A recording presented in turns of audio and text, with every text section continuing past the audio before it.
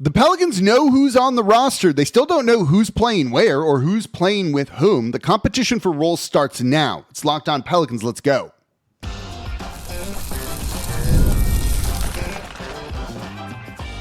You are Locked On Pelicans, your daily New Orleans Pelicans podcast, part of the Locked On Podcast Network, your team every day. Welcome to Locked On Pelicans. I'm your host, Jake Madison. We have even more roster clarity all of a sudden after the Pelicans made a couple of announcements yesterday, and this gives us an idea of what the roster is going to look like. In yesterday's show, we looked at Trendon Watford, talking about him as maybe that final man on the team, the 15th roster spot, and we weren't sure if that was a fully guaranteed deal, if it was one of those training camp deals like Kobe Buffkin or Christian Koloko, but I do think we have some more clarity on this. So first and foremost, Shamit Dua, friend of the show here at Fear the Brown, reported that there's a $250,000 guarantee, which moves up to $500,000 if he's not waived before the first day of the season. The contract will be fully protected if not waived by December 30th. So as of now, he really is the 15th roster spot here. This is not a training camp deal. They just waive him. They already owe him $250K. And if he makes on the opening day of the roster, it's another, then $500,000 here. So it feels like he's the 15th man. This is not a team that likes to waive money or waste money necessarily, sometimes, but not always here. It's not a full guarantee. It's a kind of middle of the road guarantee here, but I do think this makes him more set than the other guys are. And that's punctuated by 2 points. I got a PR email from the Pelicans announcing they had signed Trendon Watford. They did not do this for Kobe Buffkin. They did not do this for Christian Koloko. You also saw them post on social media like, welcome to the team, signed. They did not do that for those other guys. That means, at least to me, this is a little bit more like firmer of a signing, I think, than those other players were. So this makes it feel like he is the 15th man on the team here when it comes to everything. So hopefully he's going to impress in preseason and training camp if you're him, because then he's going to make the team. The Pelicans also announced that they signed Malik Dia to a two-way spot. Going into today, and this is important, they had one open two-way spot. I'd been saying Malik Dia was very impressive in Summer League. He's someone that I really want to see on this team and given a chance. I'm glad to see that they're signing him on a two-way deal. If you're unfamiliar with him, maybe you turned out during Summer League here. Dia is 6'9", 250-pound forward, big. He went undrafted out of Ole Miss before latching on to the Pelicans here. He has legitimate NBA size, legitimate NBA strength, and enough mobility to play small ball center or play the four for you here. He is a guy that can go out and score. He can face up. He can put the ball on the floor, finish through contact. He's shown some signs of a perimeter shot here as well. In Summer League, he averaged 10 points, 5.8 rebounds, 1 steal, almost a block in under 20 minutes per game across 5 appearances.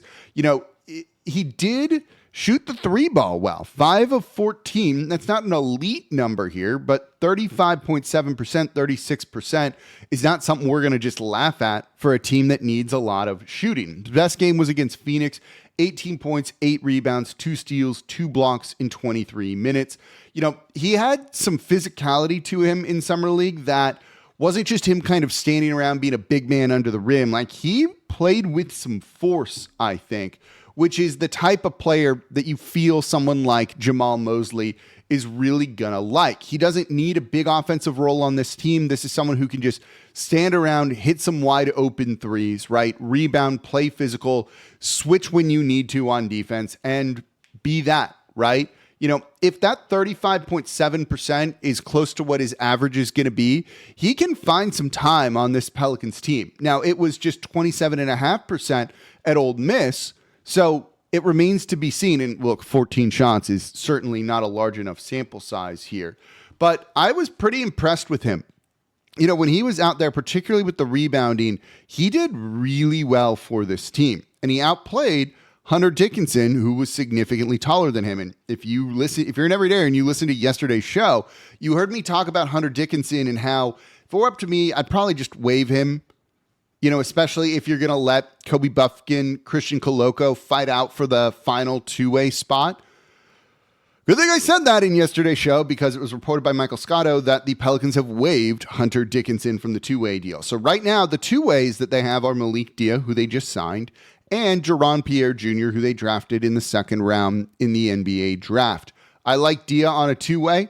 I like signing Trendon Watford and trying to find some versatility for your front court here with no real risk with either of these two players. Malik Dia is also at Ole Miss. It kind of gives you the...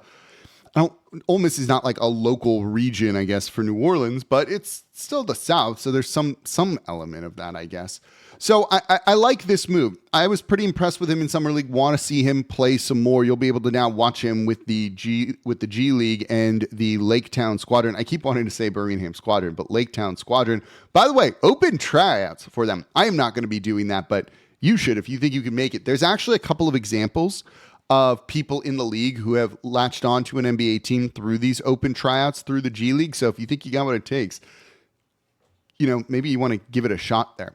But this does give us an idea of what the roster is now. We know who's on likely the opening day roster, barring any sort of moves. We know that there's some battles to be fought in training camp with Christian Coloco, with Caleb Houston as well as another guy there. He didn't get a PR email. He didn't have a graphic made for him. And you also have Kobe Buffkin, who was very impressive in Summer League, former lottery pick, right? That's always worth, taking a chance on those guys still till they get to like year 6 or something like that. Then it starts to kind of fade away, I think, a little bit. But overall, we have more clarity on the roster. Yesterday, we were not sure exactly where Trendon Watford would be, where he would land. Now that he's got some sort of guarantee on his contract, feels more likely than not that he will make the opening day roster. If he is waived right now, that's $250,000 against the cap. It's not much, but when you're kind of pushing the luxury tax like this team is, yeah, you don't want to just kind of waste that money. This team doesn't want to waste this money anyway, right? And if Buffkin or Coloco really, really impress, you can also still just waive him. So it just gives him a little bit more of a guarantee and a chance to make this team without it being 100% set or anything like that. So Trendon Watford really feels like he's going to be on the New Orleans Pelicans this year. Again, I like that signing. I think that's a good last type of late offseason type of signing here, like Malik Dia on the two-way. These are fringe moves. These are margin moves. These are not the type of things that, in my opinion, are going to elevate this team significantly. But as a small market team, you've got to absolutely win on the margins. And look, those two type of moves make me think that they can definitely do that. So feel good about those two things. If you're looking for, a bit of a bright spot here, again, that's not going to change anything for the Pelicans. These two guys won't add to wins, likely. But you still need to kind of have players like this, and they definitely added those guys to the team. Coming up next, let's look at Karlo Matkovic. I'm really curious because we've talked a lot about Yves Missi. We have not talked a lot about Karlo Matkovic, and he has a different skill set that could be exactly what this team needs. Is he an X factor? It's coming up here next in today's episode of Locked On Pelicans. Today's episode of Locked On Pelicans is brought to you by FanDuel. Baseball fans, if you think you know who's hitting a homer today, FanDuel is giving you a free chance to call your shot with daily dingers. Super easy to play. Just make your free pick for who you think will hit a home run in their game. And if you're right, you're going to receive a profit boost to use on your next bet for a chance at extra winnings. We love extra winnings around here. Best of all, you can make a free pick every day throughout the MLB season. Daily Dingers is another fun way to stay engaged with every day's games. Whether you're following your favorite team or keeping an eye on matchups across the league, every game has someone capable of going deep, and now you get the chance to make your prediction before first pitch. There are certain players where every at-bat, it just feels like something big could happen. That's what makes Daily Dingers fun. I'm a Dodger fan, Shohei Ohtani, every single time. You get to back the player you think is ready to go deep that day. So are you ready to play your game today? Join all the action at FanDuel.com. That is FanDuel.com to play Daily Dingers and make your free pick on who's hitting a homer. Play ball and swing for the fences on FanDuel, an official partner of the MLB.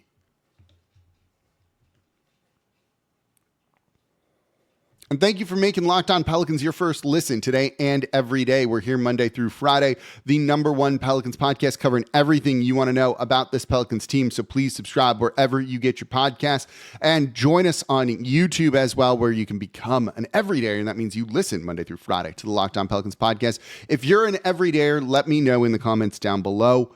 Don't forget, you can also watch us on the Gulf Coast Sports and Entertainment Network, same place you watch your Pelicans play every weekday at 10:30 a.m. here. All right. So, Karlo Matkovic, I haven't talked about him much this offseason, but this is somebody that, truthfully is the type of player that could be a game changer for the New Orleans Pelicans, a big time X factor for the New Orleans Pelicans here. We've talked a lot about this team needing a center. We've talked a lot about how Yves Missi could be a shot blocker, rim protector. Have we forgotten about Karlo Matkovic, and is he the best answer at center? Maybe he's not the best center on the team today, but is he maybe the big with the skill set that makes the most sense with the rest of this roster, right? Maybe they have their answer on the team and they just need to let him kind of put it together. He was in very limited minutes last year, pretty efficient, 5.7 points per game, 3.7 rebounds, nearly a block in under 15 minutes of action.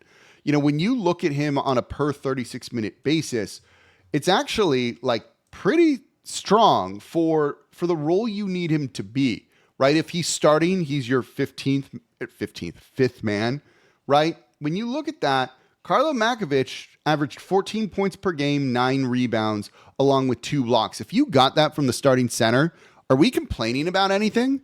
I don't really think so. While shooting 42% from 3, I think we'd be pretty thrilled with that sort of thing. So when I see, his numbers and watched a lot of his film over the past week for this segment, I'm still more intrigued. And this is going to be you've heard me say this a lot, 3rd year in the league, right? That's when these guys really start to take a leap going forward here.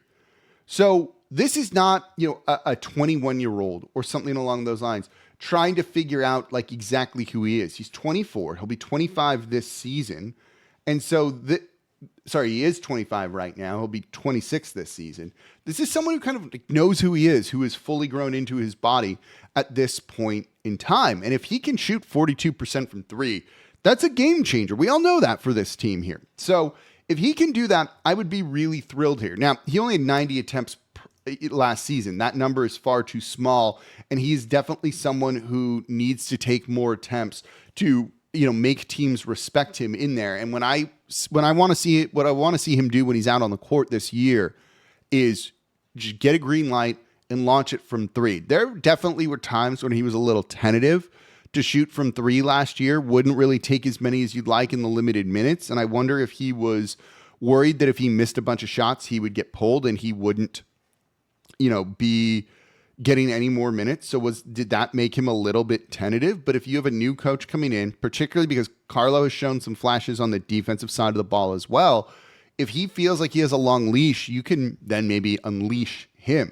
And I think that would be a really, really big thing. Zion and Karlo, you can run a 4-5 pick and roll between them with Karlo Matkovic setting the screen, popping out to the 3-point line, clear the paint a little bit. With Derek Queen and Karlo Matkovic, Queen has more room maybe to operate inside and be that offensive hub here. I'd also like to see Fears and Karlo with screen setting and then either rolling to the rim because dude can dunk, but he can also pick and pop. And so if you can do that and just use him as a pick and roll big man, which they didn't do a ton of last year, I'm pretty intrigued by what could happen here. But I think a big part of the question is going to be, can he defend? Because if you look at Matkovic offensively, you'd be like, yeah, play this guy a bunch. But defensively, he's going to need to earn the trust of Jamahl Mosley. At 6'10" and good size and decent enough mobility, this is someone who can definitely defend at the NBA level. He's not a massive Steven Adams type of guy who's going to anchor everything through, brute force, right? To think of him from New Zealand here and what he was. Or Jonas Valanciunas kind of doing it with brute force too. There's more finesse here for Karlo Matkovic, but if you want, then you can play him on the perimeter more defensively than some of the other big men that we've seen. If you can get Karlo to kind of reach a higher level of defensive potential, and he seems like a guy that could really benefit and will benefit, and the archetype of a player that can really benefit from a Jamahl Mosley, where your positioning and all those other things really are what elevate you as a defender, that guy can be a very valuable player. If you can get 10 to 12 points per game from him, make your open threes, protect the rim enough, and then just rebound, that's it, right? Like, to me, while the shooting is a bit of a swing scale, so is his rebounding. We've talked a lot about, or I've talked a lot about, I should say, how this team desperately needs to get better at defensive rebounding. That is my number one thing for this team that they need to improve upon this coming season here. We talked about how Misi could develop, get better at rebounding, and maybe that'll be a thing. Karlo Matkovic has a higher defensive rebounding percentage than Yves Misi did last year. And Karlo is one who shoots threes. That's, I think, fairly telling here. When you look at their block percentage, we talk about and kind of rave about how Misi grew as a shot blocker, right? He blocked when he was on the court 7.4% of opponent 2-point field goal attempts while he was on the floor. That's a lot. Karlo's up 5.6. That was the second highest on the team. It's still about 2% behind, and that adds up over the course of a season. But it's not like that's nothing, right? Like, that's still a pretty good number here. So Karlo Matkovic, I think, really has the ability to be a game-changing kind of player. He doesn't need to be a star. Just be solid enough on defense, rebound a little bit better than you do, and make your threes. That kind of changes things, I think, for the New Orleans Pelicans here, if that's a possibility. I should probably kind of do a show on all of the minutes. Who should get minutes at center? How do you rank Matkovic, Misi, Queen, DeAndre Jordan, guys that could play center? Matkovic, by the way, played more of the 4 than the 5 last year. He was very much the backup to Zion. But if you have Trendon Watford, if you have someone like Malik Dia who could do some of that too, maybe it's better to move Matkovic more to center, particularly if he has improved this offseason here. I'm really intrigued by the idea of him. The Pelicans picked up his option. They clearly believe in something. Let me know what you think in the comments down below. Coming up next, there ain't hope for Jordan Poole at this point. Let's talk about it. See y'all next. The problem of finding clothes that you can live in all day, be comfortable, and do whatever you need to do, whether it's just chilling, going to meetings, playing golf, being on the move, that problem has been solved by Cozy Earth. The everyday polo is the answer. It's lightweight, built to move with you, just easy to wear everywhere. I've got it on right now, and it's fabulous. Plus, the Cozy Earth Essential Socks, they're exactly what the name suggests. Soft, supportive, comfortable enough that you stop thinking about them halfway through the day. Plus, Cozy Earth backs everything with a 10-year warranty and hassle-free returns. So if something isn't quite right, you're covered. That makes trying them for yourself an easy decision. I've got the Cozy Earth Everyday Polo in blue and in black. Check them out at CozyEarth.com. Use the code LOCKEDON for 20% off. That's right, Locked On for an exclusive 20% off. And if you see a post-purchase survey, please mention you heard about it right here, CozyEarth.com. And thank you for making Locked On Pelicans your first listen today and every day. We're here Monday through Friday, the #1 Pelicans podcast, covering everything you want to know about this Pelicans team. So please subscribe wherever you get your podcast. Join over 12,000 Pelicans fans on YouTube as well and become an everydayer. It means you listen Monday through Friday to the Locked On Pelicans podcast. And if you're an everydayer, let me know in the comments down below. For your second listen, of course, it's Locked On Saints with Ross Jackson, covering everything black and gold while they're out there in California, scrimmaging with the Cowboys, doing everything here. Make Locked On Saints your second listen today, part of the Locked On Podcast Network, your team every day. Is there any hope for Jordan Poole? Is there I was like, what? I was thinking about this as I was trying to plan this segment out. And my question to myself was like, what's his ceiling this year? And I was like, wait a second. Like, that's not the question. That's not the question. The question is there any hope for Jordan Poole? Because that question then starts with where he is right now. And so, yeah, the answer is yes, there is hope for Jordan Poole, but the bar for what that exactly is has changed pretty dramatically here, right? Jordan Poole is not going to be a solid starter for you. He's not going to be a guy that leads you to the playoffs anymore, right? It's not even really a question of him becoming the player the Pelicans thought they were getting when they traded for him. The question right now is, can he be a useful NBA player? That's the big question here. It was a pretty, I don't want to say it was like a stunning fall for him last year, right? They traded for him, was kind of like their big offseason move. You had Joe Dumars at his, media availability being like, Troy Weaver came in and was like, you got to get this guy. You're going to love this guy. Man, was he bad last year? Was he just absolutely bad last year? Only played in 39 games, partially because he was injured for a bunch, but also because he got so many DMPs. So many DMPs. Just 8 starts before it was like, yeah, this is not working whatsoever.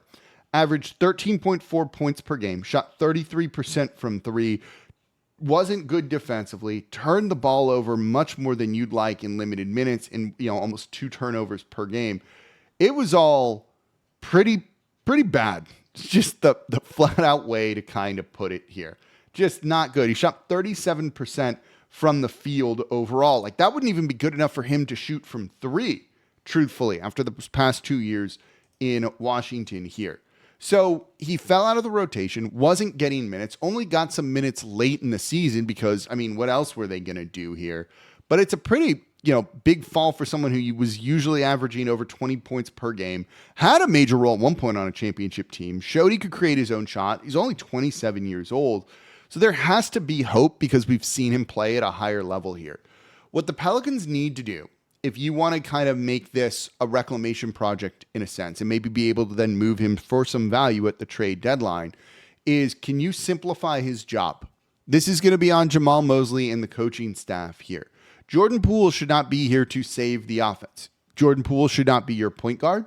He should not be your primary creator. He's not someone that you should ask to make like the right play possession after possession, because he's not going to do that here. Make his job simple. Let him score. Come off the bench, play 20 to 25 minutes, attack second units, run him through screens, play him with Jeremiah Fears, a point guard, so it takes that out of his hands, and let him attack a defense that's already rotating after Jeremiah Fears hopefully initiates the offense, assuming that Jeremiah Fears is going to be coming off of the bench here. And then when he gets hot, yeah, you can kind of ride this guy throughout a game and let him go and get you 25 to 30 points when that happens here. But what this team needs to not do is play him big minutes, and they didn't, to their credit, last year just because of his big contract, right? That wasn't the move. I don't expect him to be in the opening night starting lineup like he was last year. Poole should be finishing possessions for this team much more so than starting possessions here. So when you play him with the second unit, putting him next to Jeremiah Fears, and hold on, I already know what you're thinking. That's a terrible defensive backcourt. Yeah, probably is, but it's your second unit, and you're not going to be able to win every battle here, right? The roster has limitations to it. So play him with that. Work on getting him open catch and shoot threes from Jeremiah Fears, right? And hope that shooting comes back here. He can't be shooting 33% again on the volume that he does and the offensive role that he does. If he can get back to 38%, you'll feel a little bit better here. And then you can use him situationally because, look, you can still play him some with Zion Williamson where he's going to get open looks and he's definitely not scared to take them. Queen operates inside. If you can make him more of a shooter than an attacker, that's a good thing too for Poole to space the court. This is also going to be a big challenge for Mosley if you can just make Jordan Poole acceptable defensively, right? No one's asking him to be that good. We can ask him. It's just not realistic for that to be, the case here, but you can't have him get, constantly targeted here. You need him to know his role, know the scheme, and don't just have kind of those like boneheaded plays where he's not doing anything here. Effort, awareness can definitely improve from him here. So if you can make him just like a passable defender, that's a big win, I think, for this team. I also do think Jordan Poole will have more value at the trade deadline than he does right now. No one wants him right now. He's a negative contract around the league.